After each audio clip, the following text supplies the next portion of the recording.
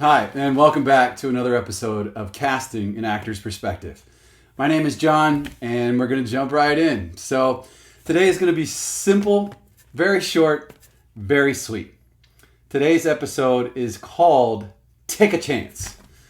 I'm going to give you one story that perfectly embodies this because I feel like I could give you so many examples, but the point remains the same. Be prepared, pay attention, listen, and if they give you an opportunity, you fucking take it. So we were casting something, and as always, I'm not going to tell you what it was or who was involved or any of that stuff. But there was a young man that came in, and like many auditions, perhaps you're familiar with this, perhaps you've heard about this, maybe you're hearing about this for the very first time.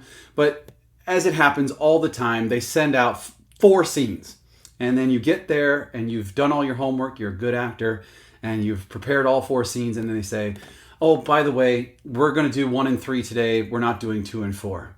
And a little part of you inside goes, oh, shit, man.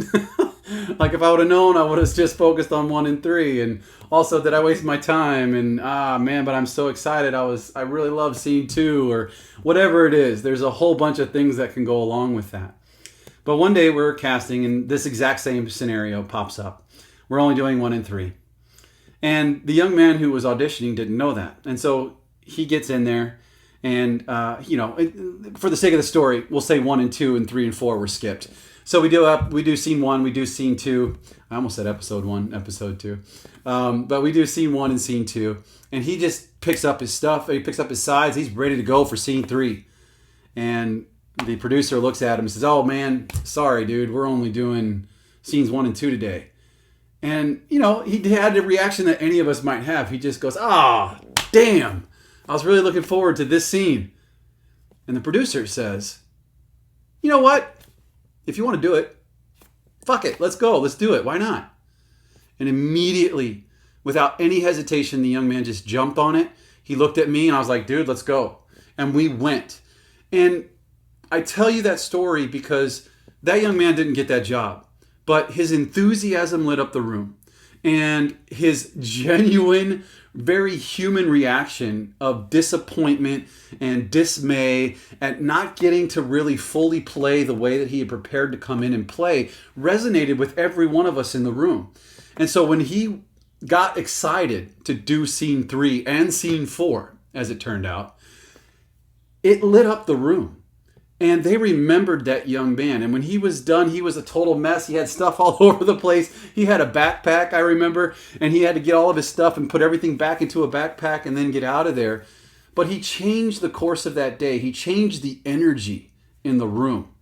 And that's something that's really powerful. Like I said, that young man did not get that job.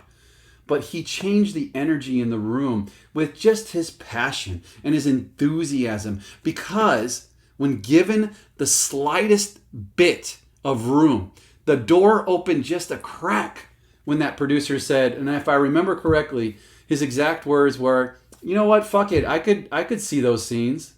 Something along those lines.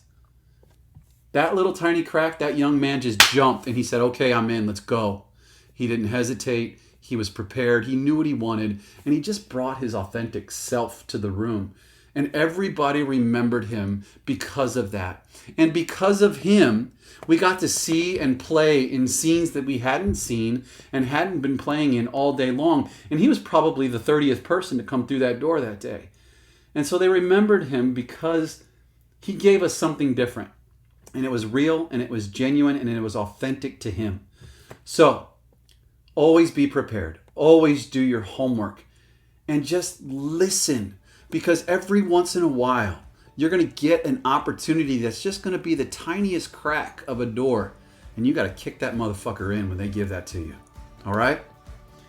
All right, well, that's it for this episode. I hope that y'all will join me next week when we're going to talk about interacting with the reader.